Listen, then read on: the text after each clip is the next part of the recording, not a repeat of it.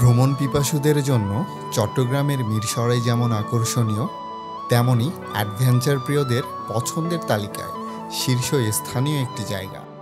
পাহাড়, সমুদ্র, ঝর্ণা, ঝিরিপথ, কৃত্রিম লেক, কি নেই এখানে। নৈসর্গিক সৌন্দর্যের অপূর্ব লীলাভূমি, ছোট ছোট সবুজ পাহাড় আর মাঝখানে স্বচ্ছ পানির লেক, যেখানে গিরি লেক মিলনস্থলে ছায়া হয়ে দিগন্ত মিশে গেছে নীল আকাশ। এ যেন শিল্পীর ক্যানভাসে কল্পনার রঙে আঁকা ছবি।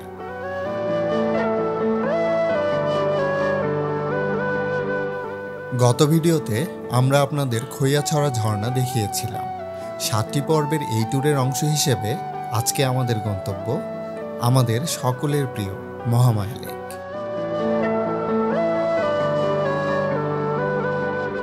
এই ভিডিওটিতে আপনারা মহামায়া লেক সম্পর্কে একটি পূর্ণাঙ্গ ধারণা পেয়ে যাবেন। উপভোগ করুন পুরো ভিডিওটি এবং সাথেই থাকুন।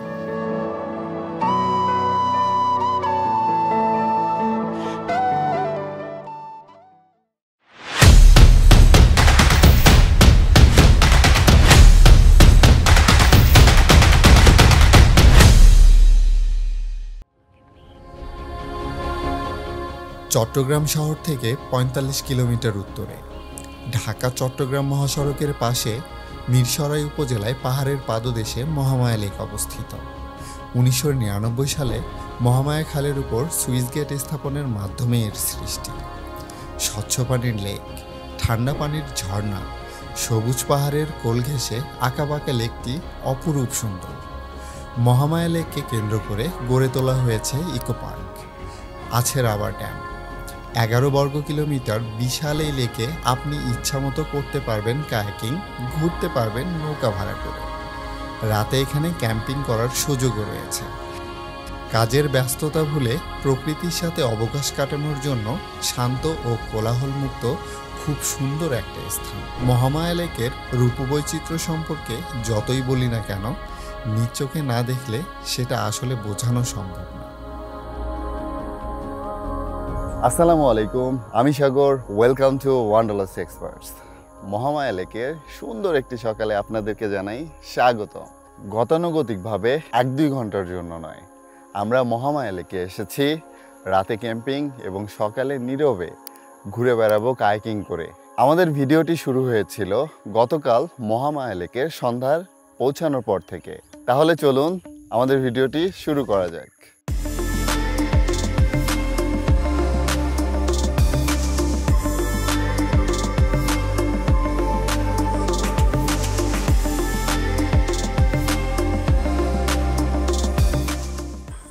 এখন বাজে 7:30।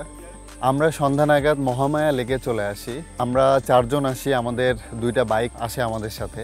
আমাদের মহামায়া লেকে ঢোকার সময় টিকিট কাটতে হয়, যদিও বা এর আগে আমরা বাইক নিয়ে চলে এসেছিলাম মহামায়া লেকে। এবার আমরা একদম লেকের ধারে নিয়ে আসতে পারিনি, আমাদের বাইক 2টা বাইরে রয়েছে। তাদের ভাষ্যমতে তারা ইজারা নিয়েছে, ইজারা নেওয়ার ফলে নতুন আইন তৈরি হয়েছে যে বাইরে বাইক বা গাড়ি সব বাইরেই পার্কিং হবে, ভিতরে কোনো ধরনের বাইক বা গাড়ি আসবে না। তো আমরা সেটা মেনে নিয়েছি। এইভাবে যেহেতু রুলস তারা তৈরি করেছে, আর আমরাও আমাদের নিরাপত্তার জন্য তাদের সাথে আমরা আরো বেশি কথা বলেছি, আমাদের বাইকটা কোনো ধরনের কোনো প্রবলেম হবে কিনা। তো তারা যেটা বলেছে যে তারা তাদের নিজ দায়িত্বে এই জিনিসটা করছে এবং প্রশাসনের সাথে ইনভলভ আছে। আমরা সন্ধ্যার সময় তো মহামায়া লেকে চলে আসি। আসার পর আমরা ক্যাম্প করবার জন্য এসেছি। আমরা টেন্ট 2টা রেন্ট নিয়ে নিয়েছি। তো আমাদেরকে টেন্ট থেকে 2টা প্যাকেজ দেওয়া হয়েছে। যেহেতু আমরা 4 জন, 2টা টেন্ট, পার টেন্টে থাকে হচ্ছে 2 জন করে। তো এখানে আমাদের ইনক্লুড আছে হচ্ছে রাতের খাবার, সাথে আছে হচ্ছে বারবিকিউ এবং আছে হচ্ছে সকালের নাস্তা। ভরা পূর্ণিমায় চাঁদের আলোয় লেকের পাড়ে বসে থাকতে থাকতে আবিষ্কার করবেন অন্যরকম এক অনুভূতি। হয়তো কিছুক্ষণ পরে মনে হবে পানির উপরে ভেসে থাকা সবুজ গুচ্ছ পাহাড়গুলি ভেসে আসছে আপনার দিকে। এইরকম অনুভূতির সাথে আরও যদি যোগ হয় সুস্বাদু খাবার এবং মধ্যরাতের বারবিকিউ, আহা, আর কি লাগে। আপনাদের এগুলো শুনে কল্পনা মনে হতেই পারে। সেই কল্পনাকে বাস্তবে রূপান্তর করতে হলে আপনাদের এখানে আসতেই হবে। যাই হোক, মধ্যরাতের পরিবেশের দেয়া এই উপহারকে সাদরে গ্রহণ করে আমরা কাটিয়ে দেই অসম্ভব সুন্দর একটি রাত।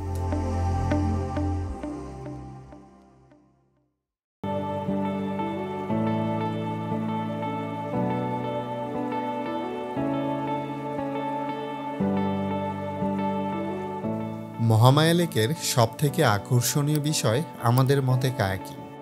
ভেসে বেড়াতে পারবেন গুচ্ছ পাহাড়ে ঘেরা স্বচ্ছ পানির লেকের 8 কিলোমিটার এলাকায়। সকালবেলা ঘুম থেকে উঠে কায়াকিং করতে চলে আসি।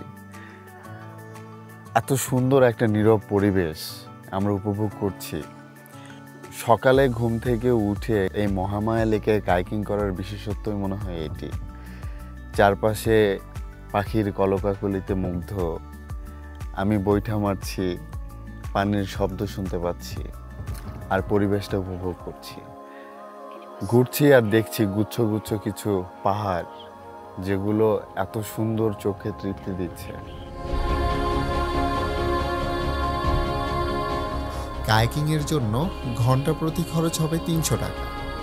যারা ছাত্র এবং ক্যাম্পিং করবে তাদের জন্য এই খরচ 200 টাকা। এর জন্য ছাত্রদের স্টুডেন্ট আইডি কার্ড দেখাতে হবে। এক কায়াকে চড়া যাবে 2 জন। ভোর থেকে বিকাল 5:30 পর্যন্ত কায়াকিং করা যায়।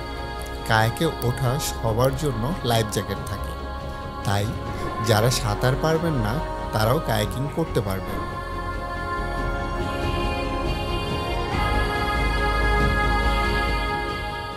আমরা সকালে কায়াকিং শেষ করেই সকালের নাস্তা করে নিলাম।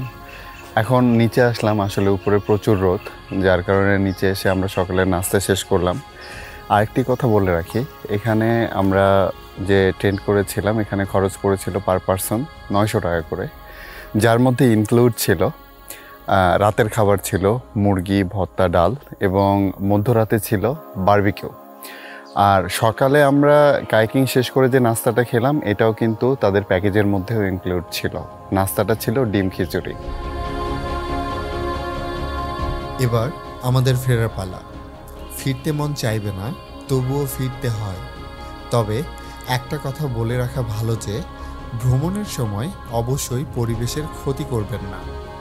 আজ এ পর্যন্তই।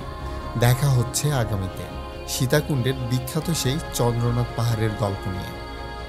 ভিডিওটি ভালো লেগে থাকলে আমাদের চ্যানেলটিকে সাবস্ক্রাইব করবেন এবং ফেসবুক থেকে দেখলে পেজটিকে ফলো দিয়ে রাখবেন। ভালো থাকবেন, সুস্থ থাকবেন। আল্লাহ হাফেজ।